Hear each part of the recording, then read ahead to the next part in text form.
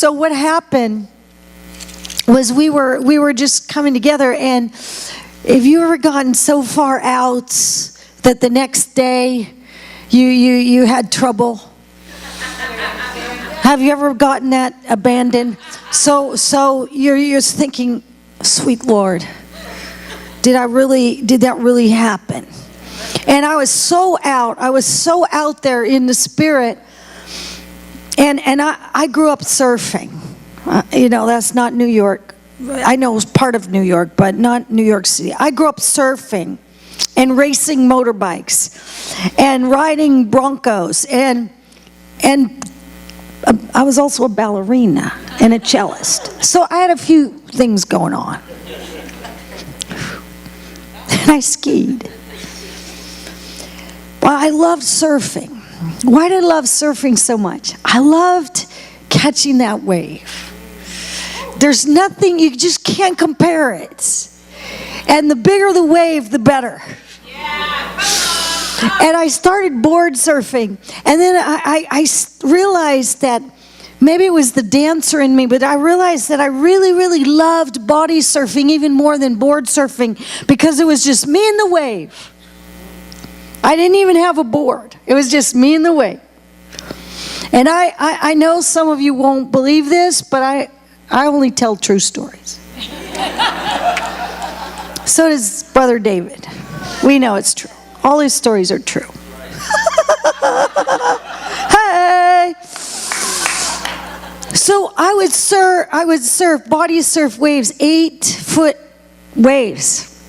I mean, when the chiropractor asks, I've fallen on my head a few times, hit the sand, been stomped on by a horse, got stoned a few times with rocks.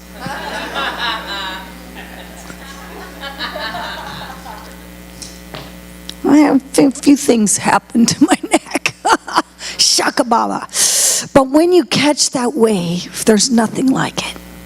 There's nothing in the world like it. You're there. And so I was at this revival meeting where they were just celebrating what God had done for the last 20 years. And I got this song, put your hands in the hands of the Lord now and step right on his feet. Put your hands in the hands of the Lord now and step right on his feet. Put your hands in the hands of the Lord now and step right on his feet. And I kept singing that as I was seeing the wave.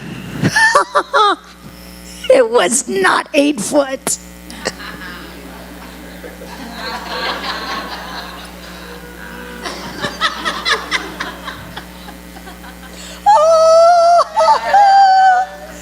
I have never seen a wave like it.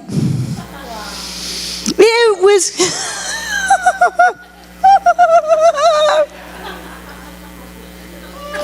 I'm brave. God made me really, really, really brave. I'm so brave. This wave was so massive. If you do not understand putting your hands in the hands of God, your Abba Daddy God, and stepping on his feet, you can't ride this wave. You can't ride this wave. You cannot ride this wave. We all say, yeah, bring it on. We want the wave. You're nuts. If you don't understand what you're doing, you will wipe out.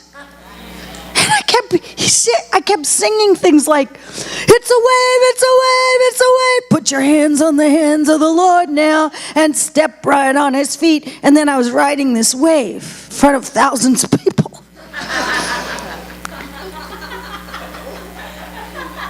And then I would hear, wipe out! And I'd see people just... because they got their eyes off of the Lord. And they couldn't ride this next wave. And I saw it. And I know it's coming. Why not here? Why not now? Why not? But there's something you have to understand when you catch a wave like this. This wave, it's God's wave. It's not your wave. You didn't create the wave. You didn't make the wave. It's not your wave. It's His wave. It's not your wave. You didn't just get a wave machine. Pump it up. Let's make this thing happen. You didn't fast your way into the wave. You didn't pray your way into the wave. You didn't make this wave. It's a sovereign wave. It's bigger than anything you've ever seen. And it's His. You think the last wave was scary. Watch out. You don't even, wow, watch out. You don't even know what it's going to look like. But what I saw was really scary. And really, really holy. And really, really powerful. And it was more than I've ever seen before. And I knew that if I could just stay connected with the one who is worthy and put my feet on His feet and my hands in His hands, then I would catch it and I would ride it. But if I got my eyes off of Him, even for a second, I'd wipe out.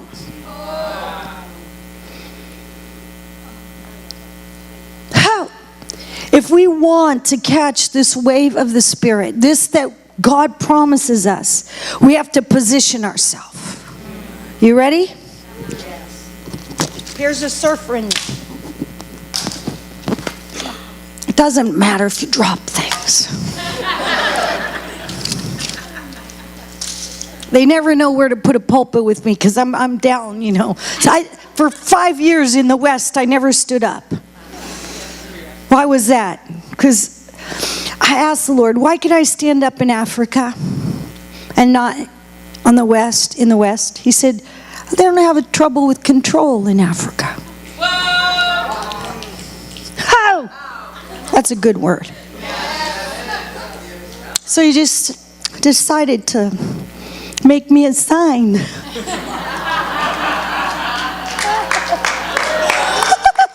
And no wonder. He just knocked me flat. He let me preach face down. Do you know what that's like? When you don't want to look foolish. I have a PhD.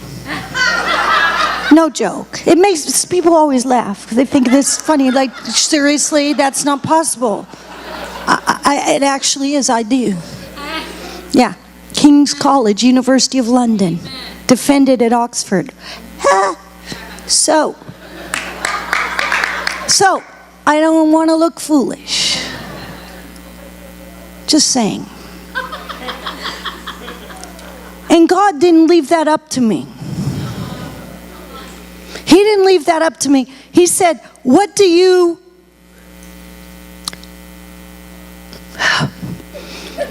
If you pray, put me on like a glove.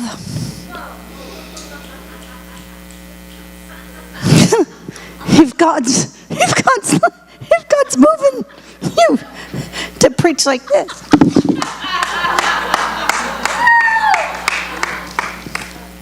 That's how you're preaching. So I'd be face down. I'd ask the Lord, is this necessary? I'm already blonde. Is this necessary? He wouldn't always answer me. But he would just he would put so much heavy, weighty glory on me that there was no way I was getting up. So that was the answer. It was a sign.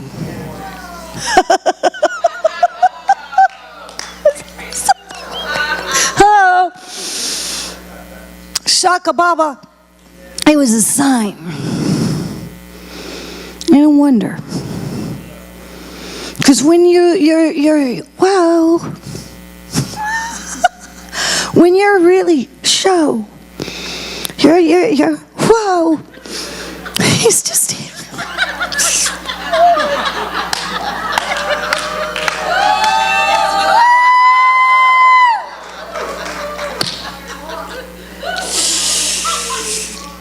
Is it necessary?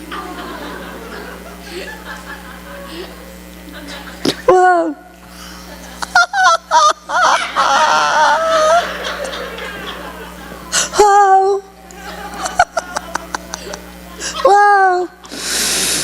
whoa, whoa. Oh, Lord, yes, Lord. I just...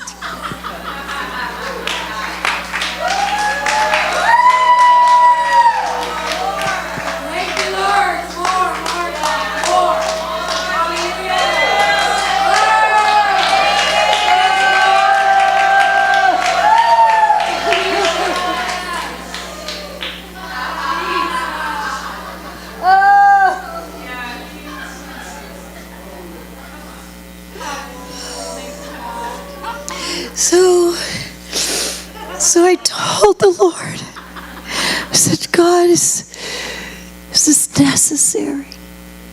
I don't want to look foolish.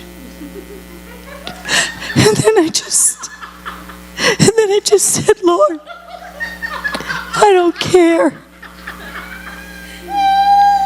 As long as you've picked me up.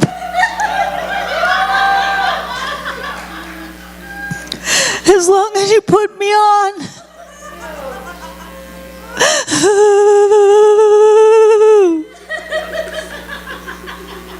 As long as you pick me up. As long as you put me on.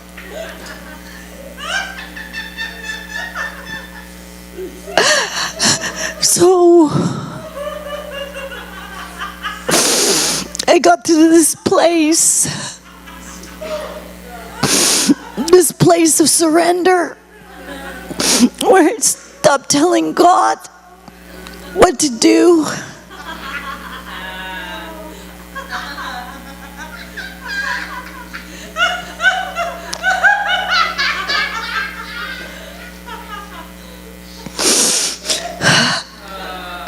And I just positioned myself like I'm doing right now.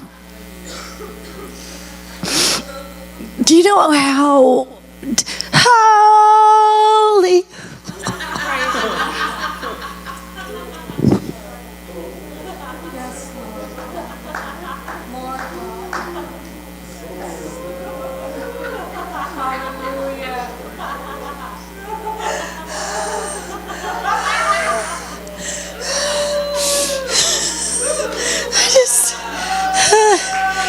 It's this whole,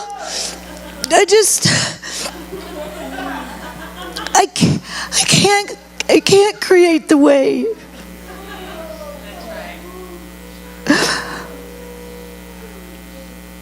But I can paddle.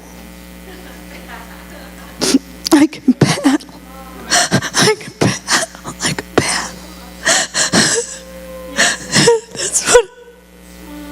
That's what I'm doing right now. I'm paddling. I'm just paddling out. I'm paddling out. I'm paddling out. I'm paddling out.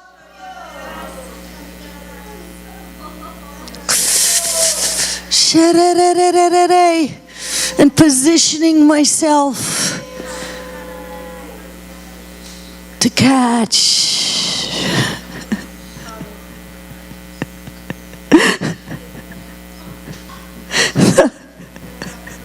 The mother of all waves.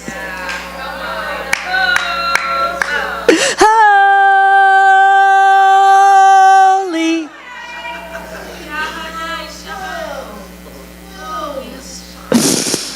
And I suggest you join me and start paddling. Start paddling.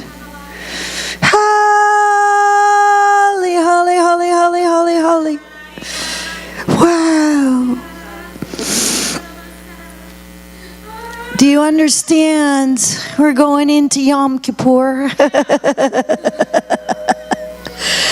Holy. Do you understand? Do you understand how waves, the sets of waves? 7 waves are in a set.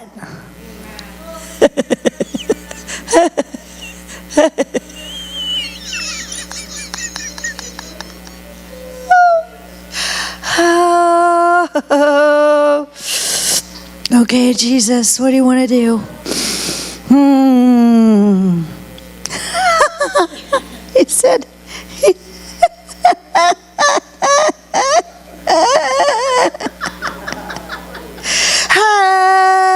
he's so holy. I'm gonna shabaraba. I'm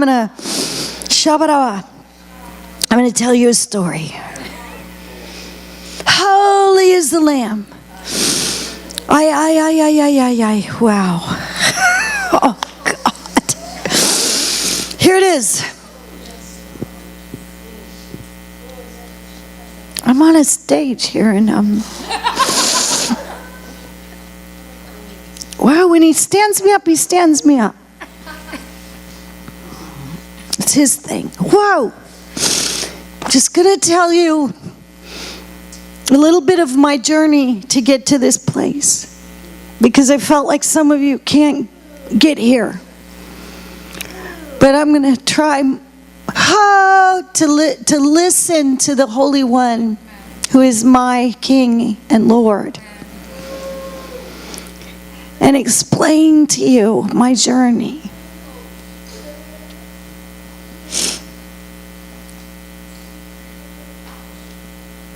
He's here. He's here. He's here.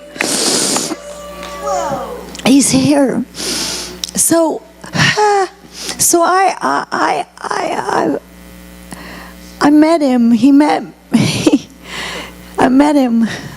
He'd been wooing me since the beginning. And I met him when I was 16.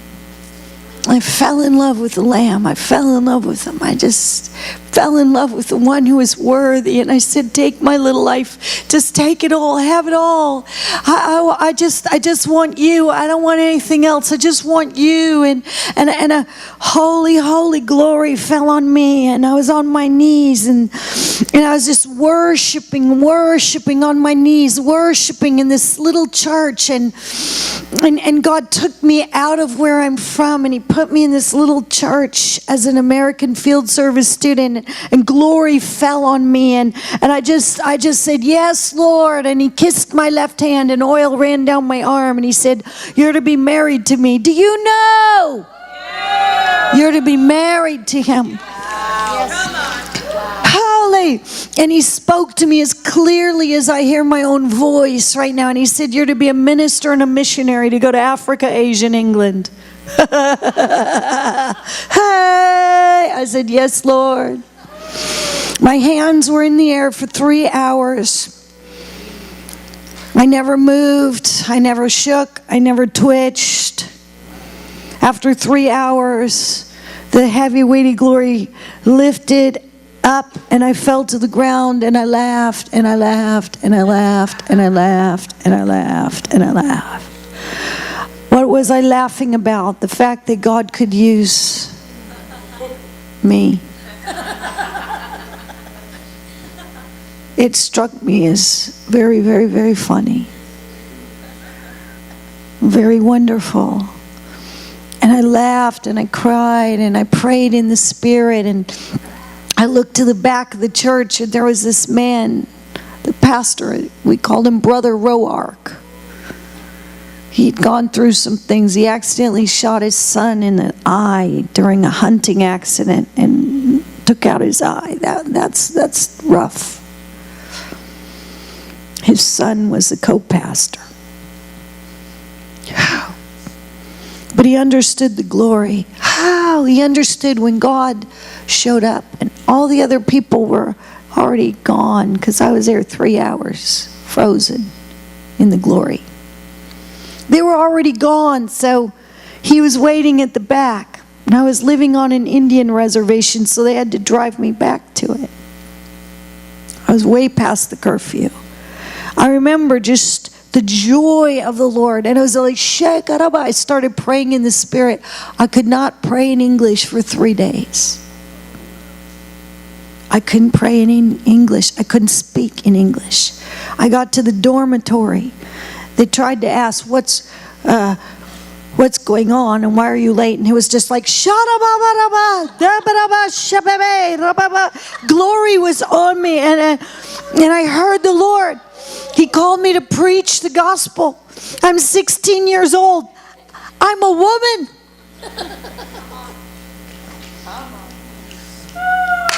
What's he thinking?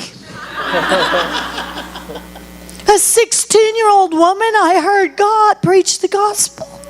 Preach, minister, and a missionary. I'd never seen a woman preach. I didn't know a woman preach. I didn't know anything. All I knew was God showed up. So the next day, I tried to go preach. I didn't ever dream anyone ever invite me to a church. I never tried to get invited to a church. I just went out to the street. The only problema was for 3 days I couldn't speak in English. So I was like,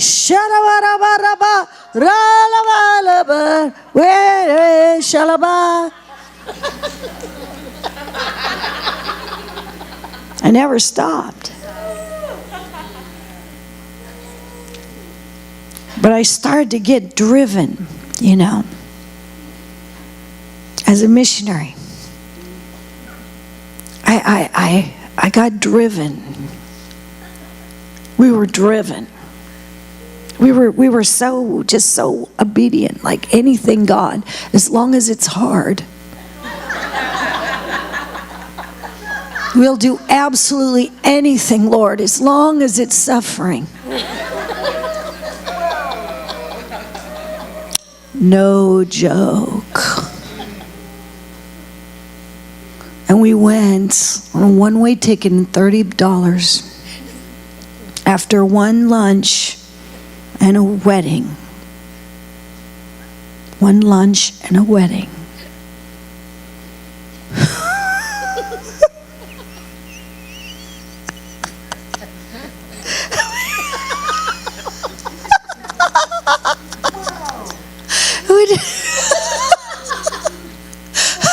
We just went to Asia. Just because I heard Africa, Asia, and England. I met Roland. He's a lot older than me. And at the time, he was really scary, serious. Scary.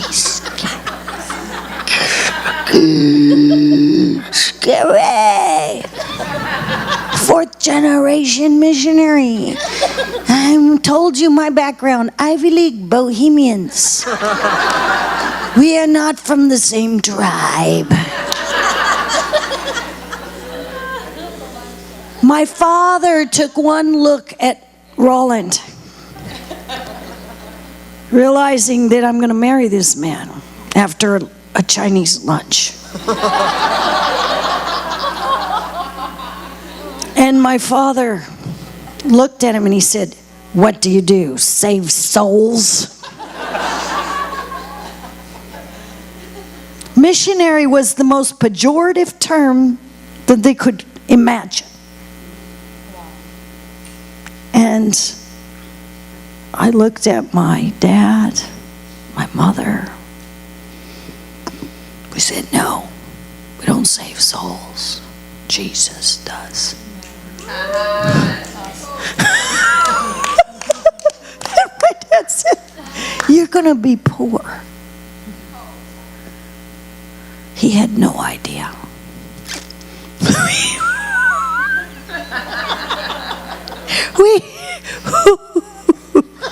We were determined to be poor. And then we were determined to be poorer than the poor. And we were determined to be so poor that we were determined not to ever think about cheese. Because I liked it. If you were really holy, you would never eat that. If you were really holy, you would never think about a hot bath. Not even think about it. So I raised my 2 towhead blonde kids.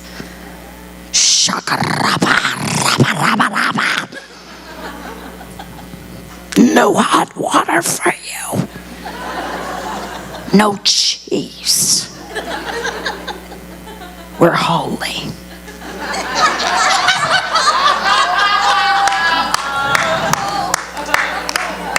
Oh yeah. We heard if you work with the poor, you live in the slum. So we decided to find the worst slum and then search longer to find a more pitiful slum where we could live. Thank God. Thank God. Thank God. Thank God. Thank God. Thank God. Because if you don't understand the journey, you don't understand how we got here. If you don't get the journey, you don't get you don't get it. You don't get it. Shakaraba. I'm not sorry for any of that time. Put your hands in the hands of the Lord now and step right on his feet. Put your hands in the hands of the Lord now and step right on his feet. Oh, holy is the Lamb.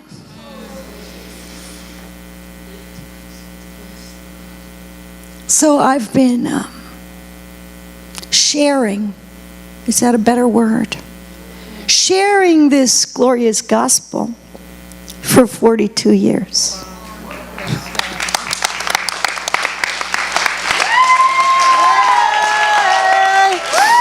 And I'm more in love now than I've ever been.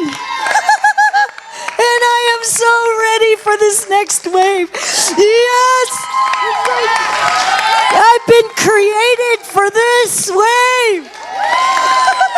I've been created for this wave. I've been getting ready for 42 years.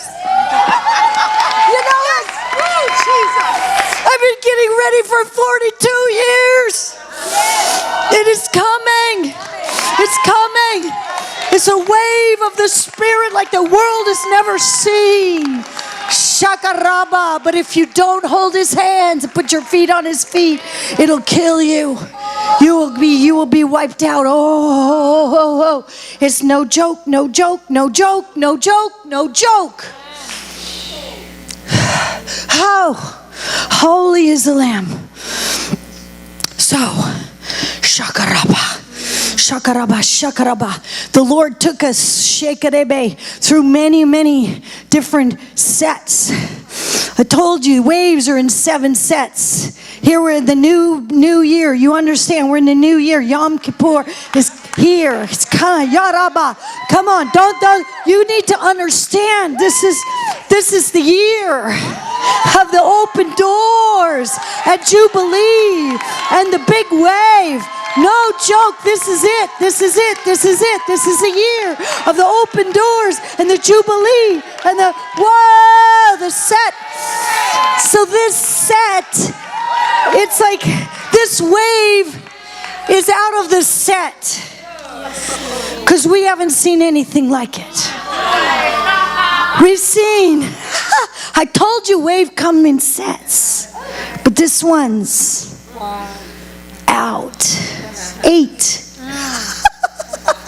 Hey, Sharaba. It's more than you ever understood. But you have to position yourself, and you have to get ready, and you have to paddle out and catch this wave.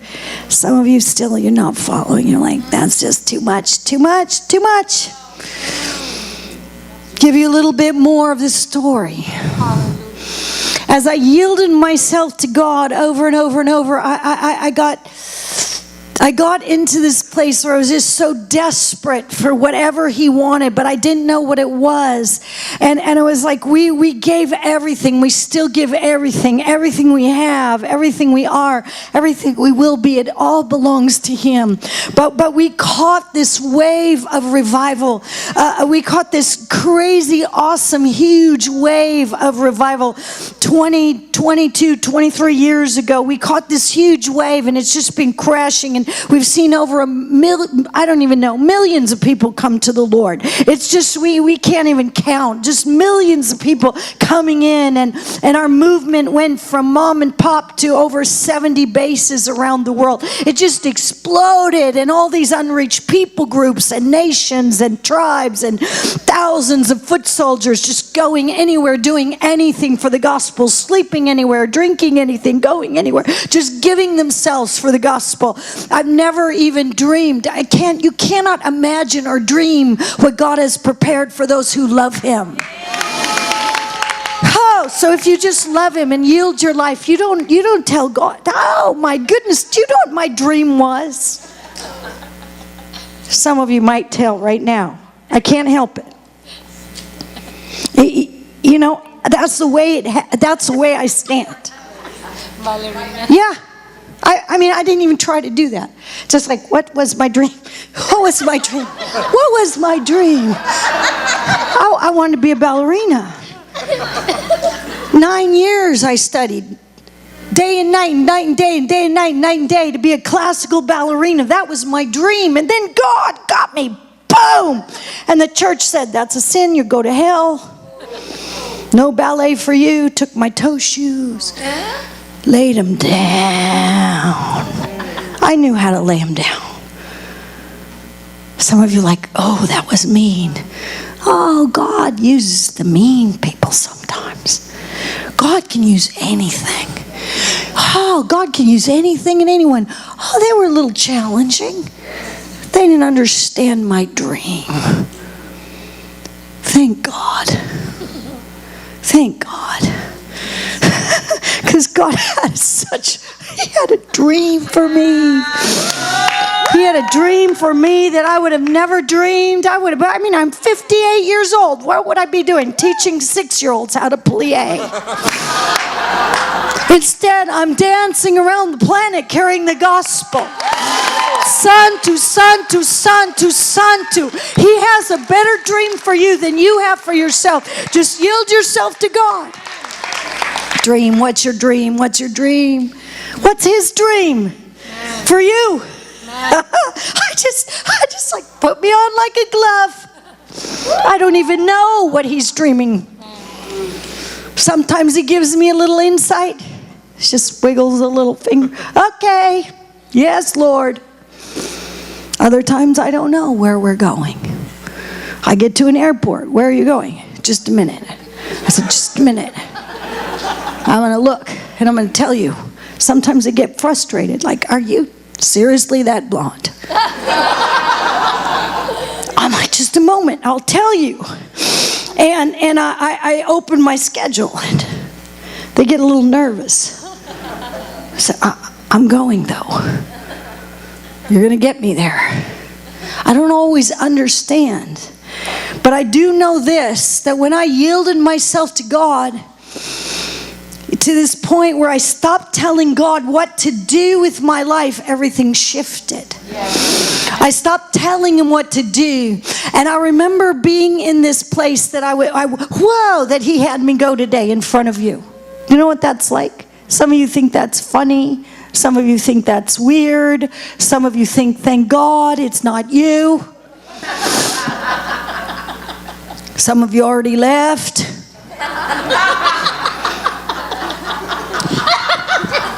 Seriously.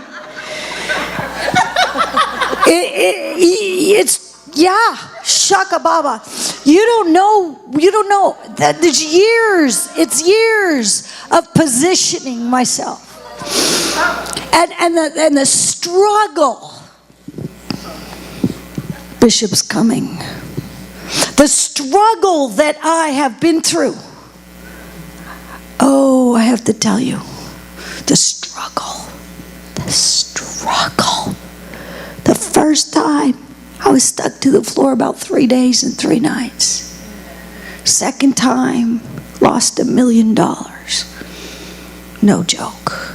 Third time, 7 days and 7 nights. And then some lady. Have you ever seen a person shoot someone in the spirit. It's odd, very strange. This woman shot me, just like bam, like that, bam. And she shot me, and I went flying. She didn't touch me. She just bam. No, and I fell out. I thought, well, that was weird. And I'm on the floor. Feels like someone really shot me. And then she said, "You're wearing Saul's armor. Get rid of it." Then she did that. That was weird too. Wow, this is a weird bunch of people. And I heard God very clearly. There I was, stuck on the floor, just like this, stuck there. And God said very clearly, "Eat cheese."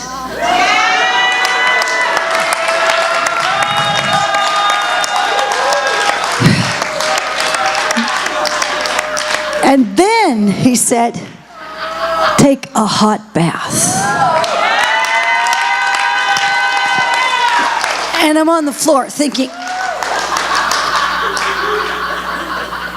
could God be that good? Could God be that good? I lost it. I sobbed like a baby. I sobbed for everywhere I went for the next year or two. I got given cheese and jacuzzi tubs, and no one knew my story. I hadn't told it yet. I'd walk into a room and I'd get all upset. Look, there's a jacuzzi in the living room.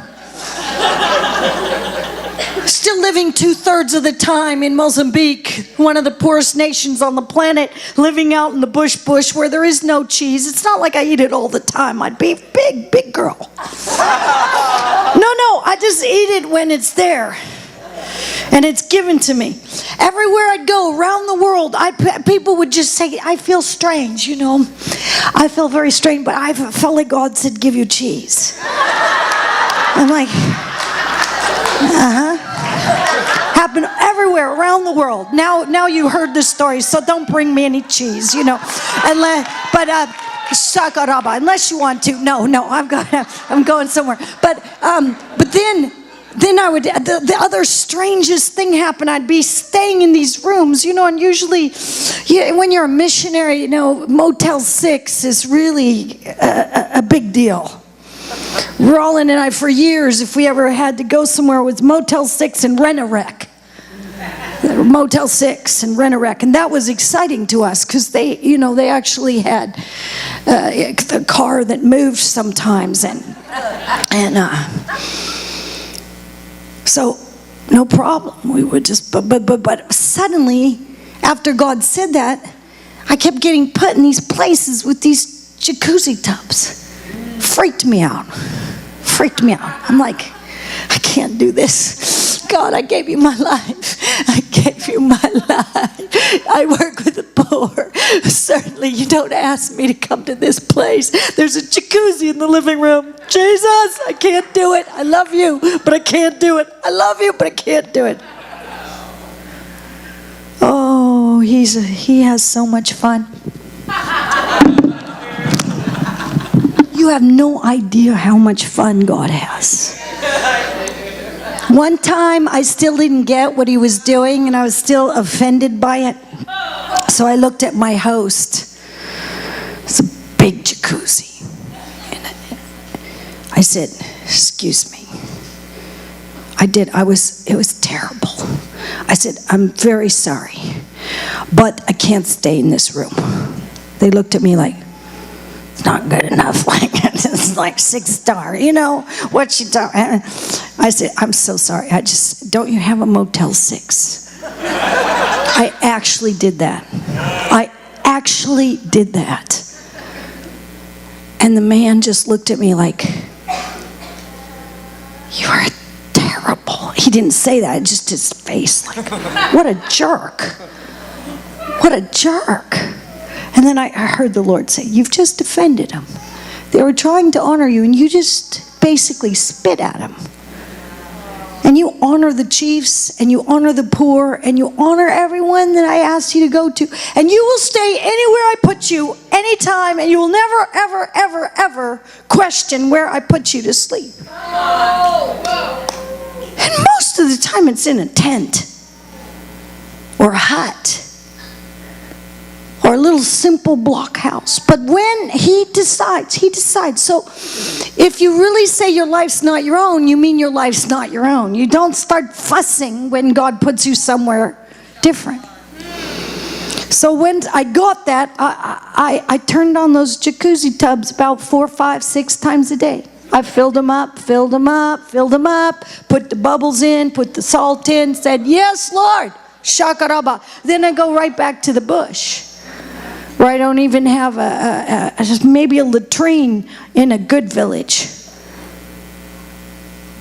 Your life's not your own. You don't tell God what to do. You yield your life to God. How? So when one of these meetings, and I'm going to, hey, shakaraba. One of these meetings where God was touching me, really started to touch me in a powerful way, it was a huge pastors' conference. Never forget it. 2 of them. Pastors' conferences. And all the other speakers were men, of course. They were pastors. And I was told by the rest of them that I had to speak about the Father heart of God. I said, sweet Jesus, I don't know how to do that. And I started praying, and I started contending, and I started weeping, and I started crying out. I said, Lord, if I'm a very obedient person, and I'm obedient to you, and I'm obedient to my host, and if I'm supposed to speak about the Father heart, then you're going to have to tell me about the Father heart, because I don't know about the Father heart, so you tell me and I'll speak. And Father showed up, not in his full glory. I am a theologian, so I know how to phrase that. So good to see you. I love you so much. I'm coming down. I gotta hug you because I'm just so happy to see you. Oh, so happy you made it. Yay. Oh, sweet. Oh, thank you, Jesus. He's here. Yay. Shaka Baba. Anyway. So Shalabasantu. So God showed up. And he showed up as Father, and he handed me keys. He handed me keys and he said, you use these keys now. It comes from John 14. Remember I told you to turn there an hour ago? So I had these keys in my hand, John 14, and it says, he didn't tell me John 14, but I know John 14 now because he told me later. And now I'm telling you ahead of time, John 14. Trust in God, trust also in me. I'm going to prepare a place for you. I'm preparing rooms for you. If it were not so, I would not have told you. Come on. I want you to go into the rooms. And he gave me these keys, and the first room was full of food. And I went in there. Sharaba. I went into the room full of food. Sherebe. I love the food room. And I love all the food. There were rice and beans and yes, sugar. Sugar was there. I'm telling you, I saw it. I saw sugar in that room. There was sugar there. There was rice there. There were beans there. There were food all over that room. Oil. There was food. And I looked around. He said, anytime I tell you, you can go in here. I was at a prayer house gathering, and I was sobbing over the fact that 20 million people are dying of starvation every day. And I said, Lord, let us feed them. You said we had keys to the food room.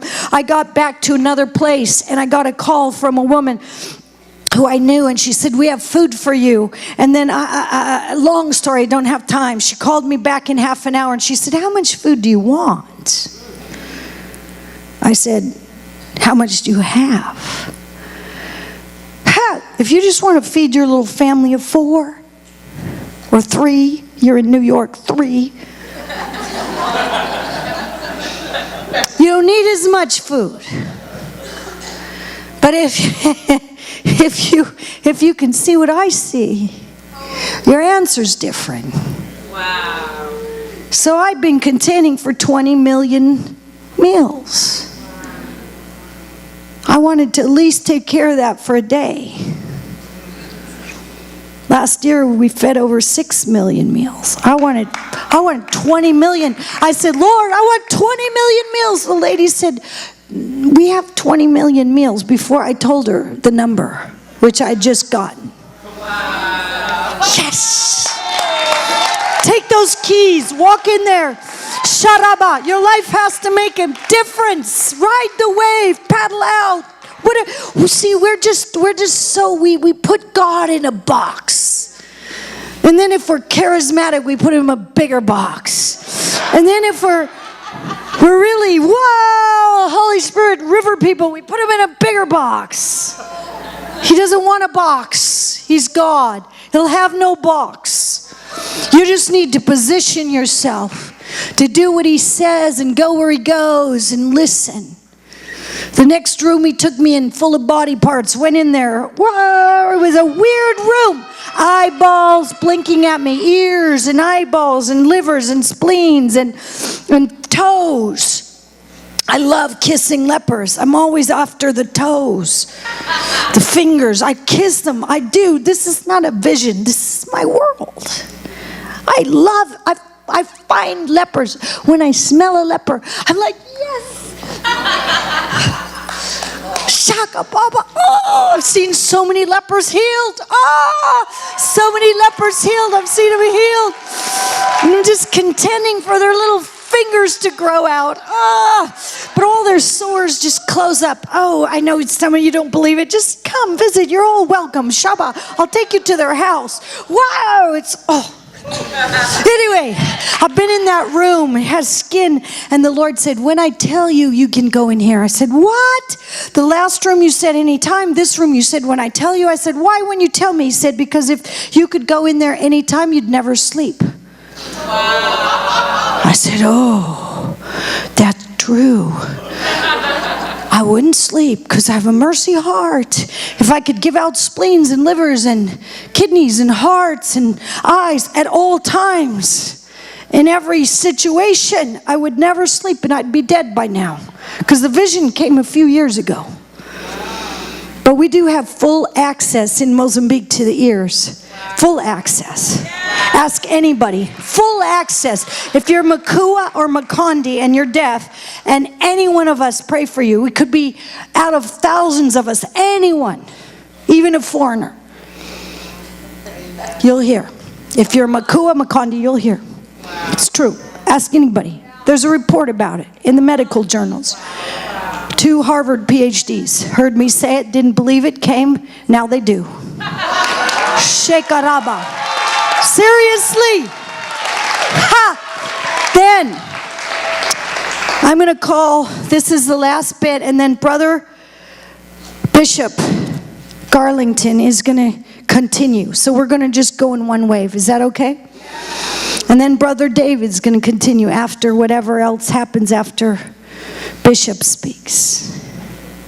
I'm so excited. I found out he's going to come. He's coming to Mozambique again. I'm so happy. It's just God.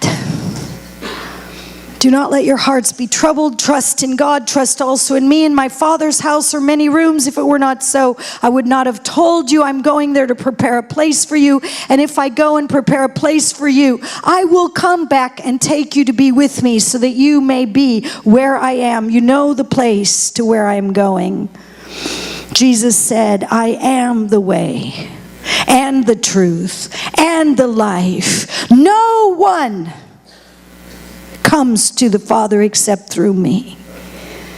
If you really knew me, you would know my Father as well. From now on, you do know him and have seen him. Anyone who has seen me has seen the Father. Believe me when I say I'm in the Father and the Father's in me. or at least believe on the evidence of the miracles themselves. I tell you the truth, anyone, say anyone. Do you mean it? Yes. Now put your hand on your heart and say, anyone. That's me. I'm the one. Shakaraba.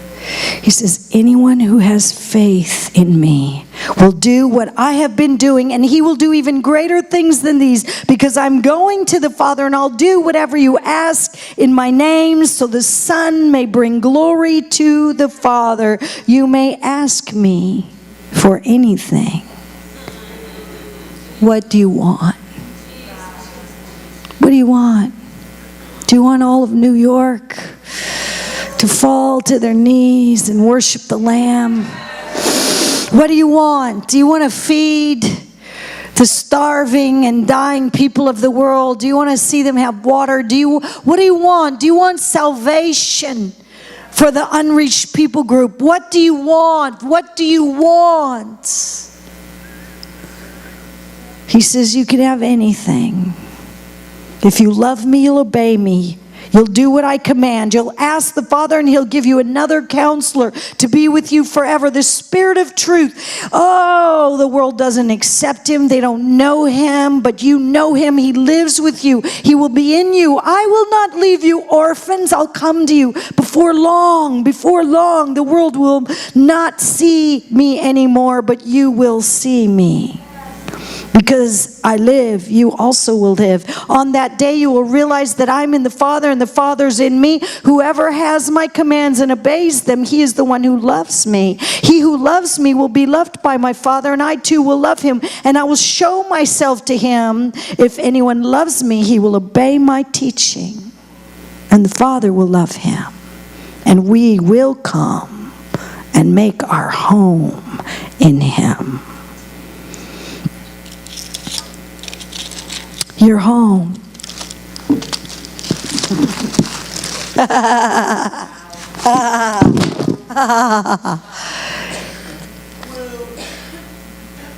Do you want him to live in you?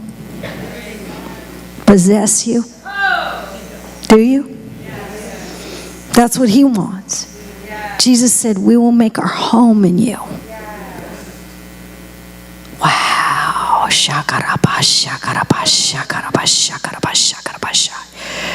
Bishop, please come. We're just going to keep flowing. On that day, I went in, the same day, I went into the secret place, and I crawled in there. And I put my head on the chest of Jesus. And I heard his heartbeat. And I said to him, Lord, I don't care about the food room. I don't care about the healing room. I don't care about the body parts. I'm never leaving this room. And I heard the heartbeat of Jesus. And I heard him say, go and get my lost bride. Go and get my lost bride. He says, you have full access to the secret place. And then he said to me, the secret is the secret place. And so he takes me often in different places around the world, and he lets me go into my secret place in front of you. And I asked him, is that necessary? I